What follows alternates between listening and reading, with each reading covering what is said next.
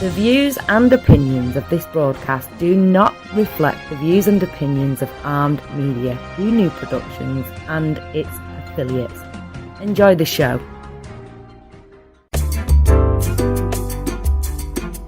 Laugh like the sun always shines, spinning wheel, fun times, and there's always something to remember, always something to consider.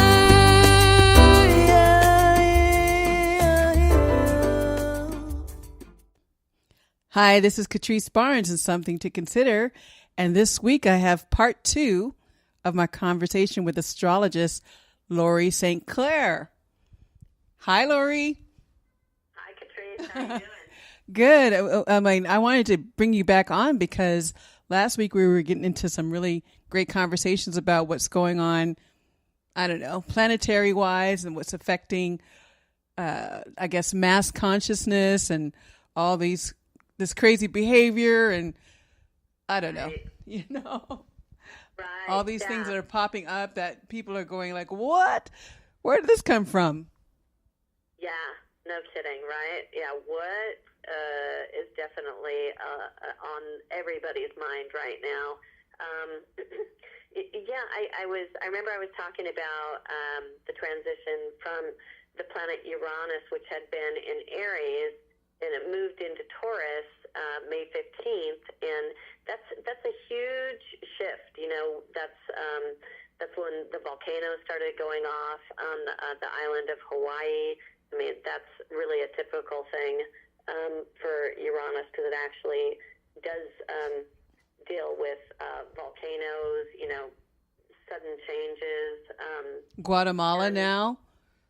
Yeah, exactly. Guatemala now, and I don't want to say the E word because I live in Los Angeles, but, there could be some serious earthquakes. I mean, I know we have had some earthquakes over the past several years, but especially with this combination of Uranus being in Taurus, that's another thing that we could look at is possibly earthquakes, but these earthquakes, these shakeups can be in other areas, and particularly, I would say, the financial world, because when you look at astrology, you look at the cycles, and the last time Uranus was in Taurus was in 1934, so it's like an 80-year cycle, and it, boy, I hope is it 80, 84?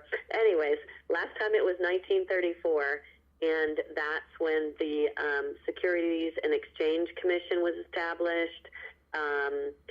The FDR signed the Federal Credit Union Act. The Federal Savings and Loan Association was created. And I laughed because I also saw that John Dillinger, who was a bank robber, was named the first public enemy #1. Okay. So, yeah. So I look and I go, okay, well, it's the beginning of another cycle.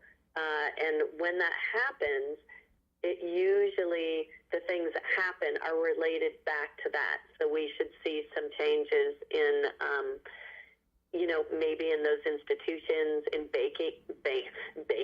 Well, baking does have to do with Taurus as well. But banking, just money, values, money really has no value except that what we give it.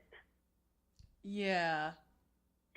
So, I almost feel like the reality show mindset, the reality show mindset and social media has actually created more of a focus on living large. yeah. Even if it's superficial. Right. And it's funny because, well, it's not funny, but I believe that there's going to be a lot of people really looking at that and questioning and getting back to, hopefully, Taurus has to do with things that are more natural, things that are simple, peaceful, and hopefully people may be looking at how technology has kind of gone awry in getting back to better values about what technology can actually be helpful for, and not being so disconnected from the simplicity of life. Yeah, and how long of a time frame does Taurus stay in? Well, Uranus will be in Taurus till July of 2025. So during this time, it just went in just a couple weeks ago, and so that the time period that we can kind of expect the changes and kind of enlightenment, quote unquote, to do with those particular things. Like I said, money, values, and basic survival. It really can have people questioning what things are really worth in their life, and kind of going through what they own, and downsizing, but really, like, how happy does it make them? And hopefully one of the things that people will start to focus back on is art, is culture, the things of beauty that really make life worth living. Yeah, I mean, the suicide of someone like Kate Spade, who really technically was living large, shows that, depression can affect anyone. Is that something that also can come from the cycle of Taurus? Well, I do think, that's actually a very good but tragic example, like you said. And, as more information comes out about her suicide, we might get a bit more clarity around that. But I know a lot of people look at things like that and they question and say, oh, she was so successful and she had a lot of money. And it's that outward trapping, societal expectation of what happiness is. And I think I'm really glad you brought that up, because that was, all over media. People see that. And exactly, it's a very good example of, money isn't everything. The happiness comes from inside, and looking at, your value system and what does make you happy, and getting back to, the simple life and real connection. What's real? What's tangible?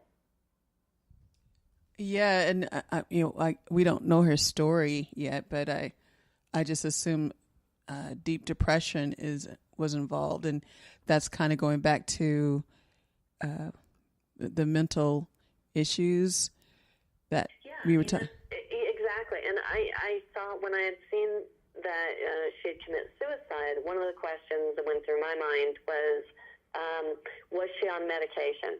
Yeah, and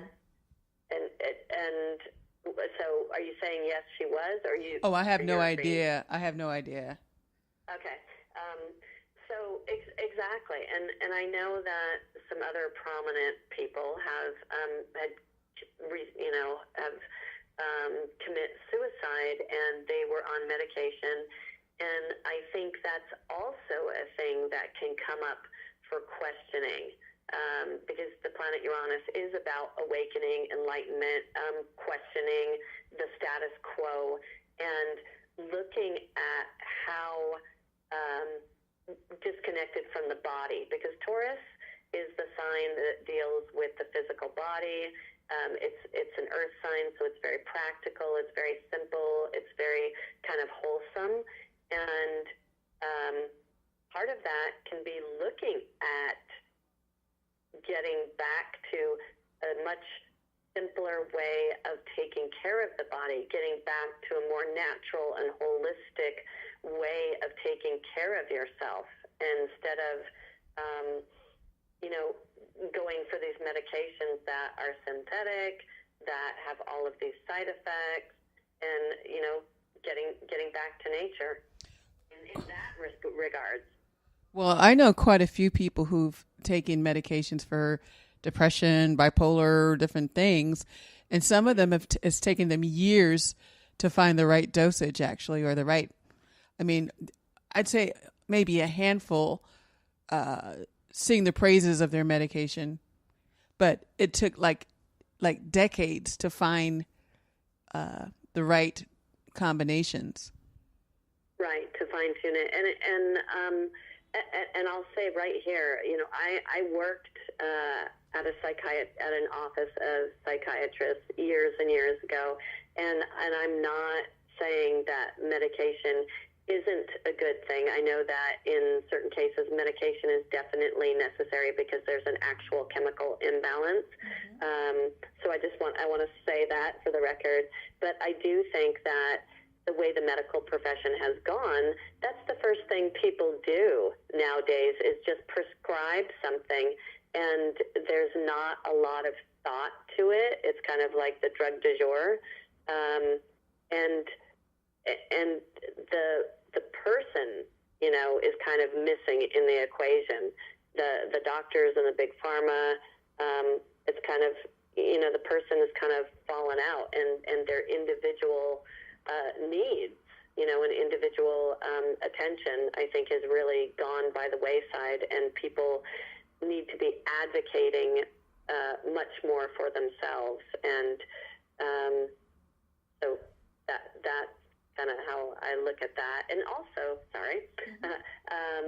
the thing about with the Taurus, more of the natural foods, but looking at how do I say this? One of the things is that people can have psychological problems just from heavy metal poisoning. It causes a lot of psychological problems, and a lot of people are unaware that they have mercury poisoning or copper toxicity. A lot of women have that. It causes a lot of mental and emotional problems, and it's not something that's addressed. Very true. Yeah. Hopefully, there's an awakening or a revelation for that, for people in that regard. Even food allergies. Right. Exactly. Undiagnosed food allergies.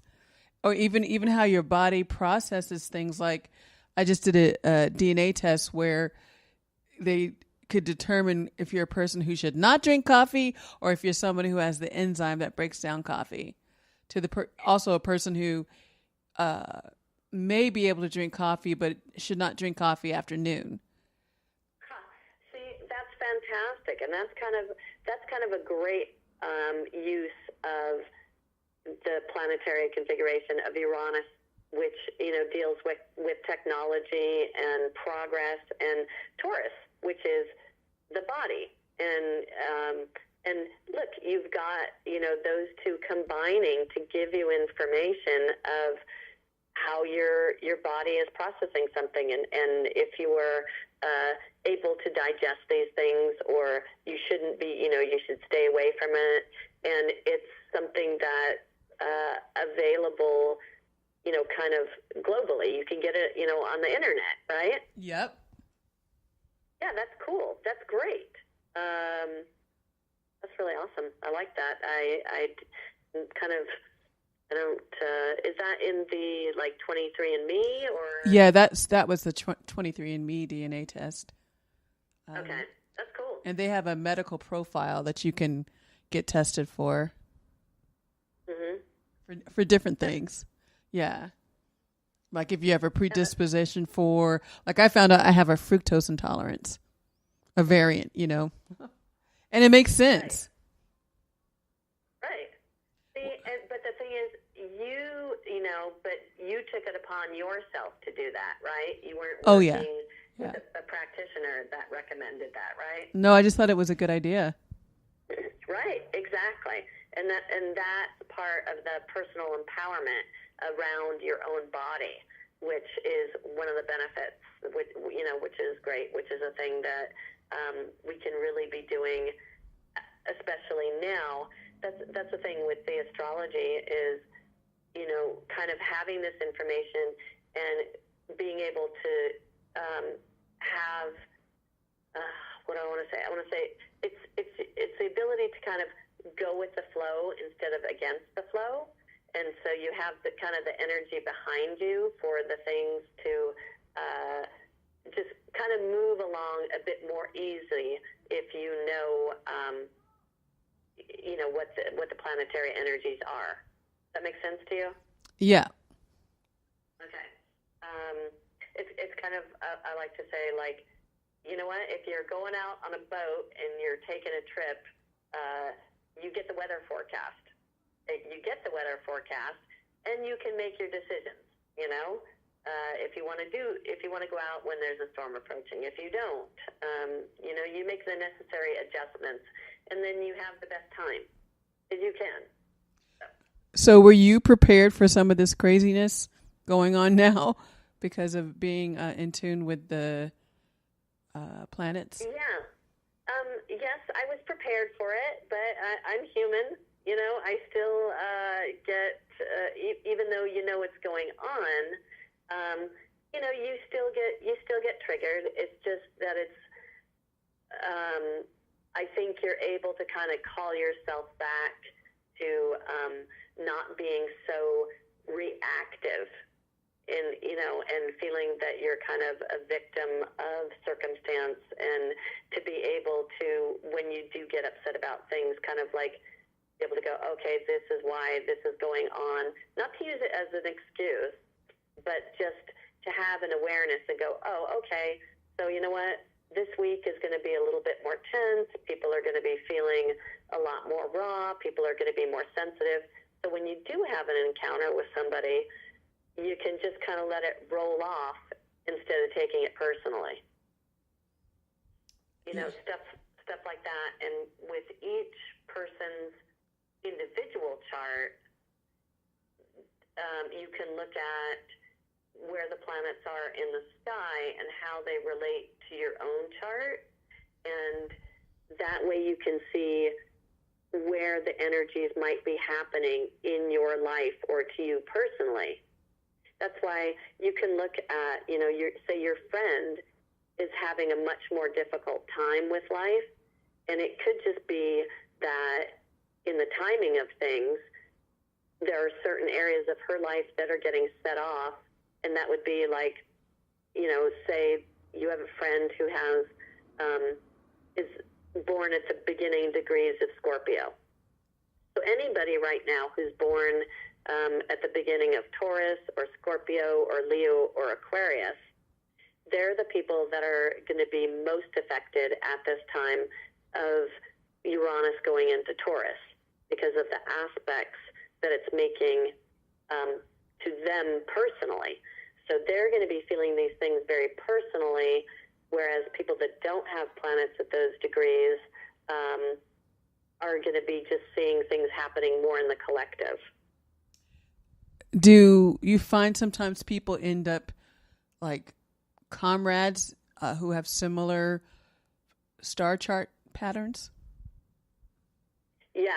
You mean like friends and stuff like that? Yeah, or coworkers, or because I don't know why, but my mind goes into what's going on with the NFL and these rules that seem to be designed on some levels to be to emasculate their courage to speak out on social injustice. You know what? Okay, right on, Katreese. You're always on it. I'm glad. Okay, so another thing that just happened, which was April 18th, is Chiron, which is actually not a planet, but it's an asteroid. But a lot of astrologers will use it. It's pretty commonplace for people to use it in astrology charts nowadays. It was in that asteroid, where it's placed in your chart, is an indicator of your greatest wound, but also where your greatest gift that you can give out out to people in society, where that lies. And so collectively, in the sky, the asteroid, Chiron, it just went into Aries, into the sign of Aries on April 18th. Now, the last time it was in Aries was in 1968, and it went into Aries April 1st, 1968.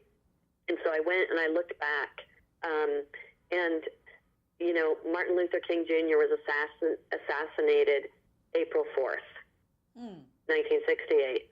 And, April 11th, President Johnson signed the Civil Rights Act. And, oftentimes when something just switches into the next sign, it kind of gives a signature of what's going to be worked on. And looking at this move of Chiron into Aries, April 18th, it brings up wounds around courage, about asserting yourself, about your own individuality and your ability to have independence. Aries is the first sign of the zodiac. It's the pioneer. It's known as a warrior. And so there's a lot going on that has to do with the wounding of your own, warrior nature and being able to stand up for yourself. I mean, look at this, Martin Luther King Jr. being assassinated and everything he stood for in, equality and the rights of everyone. And what a message that sent to everyone, like, this is what happens when you stand up for yourself. And so there's a lot of fear around just being able to be who you are, to the right to take up space. And so that is another thing that's really coming to the forefront for people to work on their own wound in wherever that is in their life, about being able to stand up for themselves and to have courage and to overcome fear. Yeah, sometimes I feel observing racist behavior doesn't trigger a wound as much as it triggers, for me, like just the need to speak up because it's just downright wrong. Right. Exactly. Well, the thing, like, with each planet and each sign is, like, it's so exponential how deep you can get into it. And the thing with the Aries energy is very much, Aries is just straightforward. It's honest. It's like, it deals with what is, and it doesn't mess around with quote unquote BS, so that's very much standing up for what is right and taking that stand and, like, not settling for less than what is right. At this point, I see the supremacist attitudes as being the wound. Yeah, that's true. I agree with that, and it's funny, going back into the Uranus in Taurus, when I was talking about the planet Uranus, that has to do with elitism.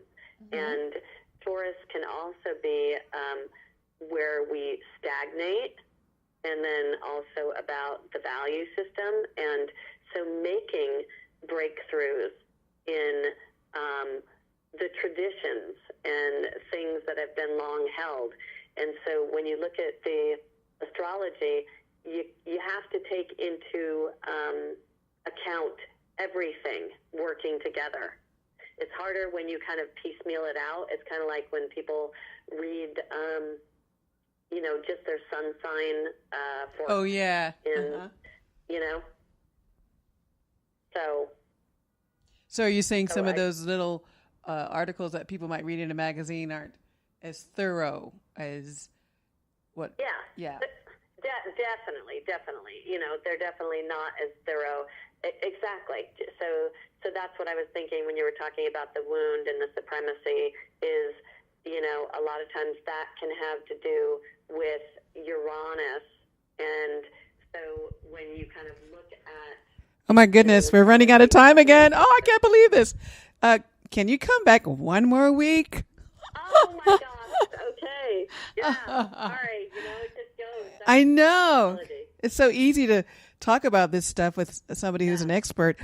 Okay, well, this is Katreese Barnes and Something to Consider. Join me next week, 9 p.m. with part 3 of my chat with Laurie St Claire.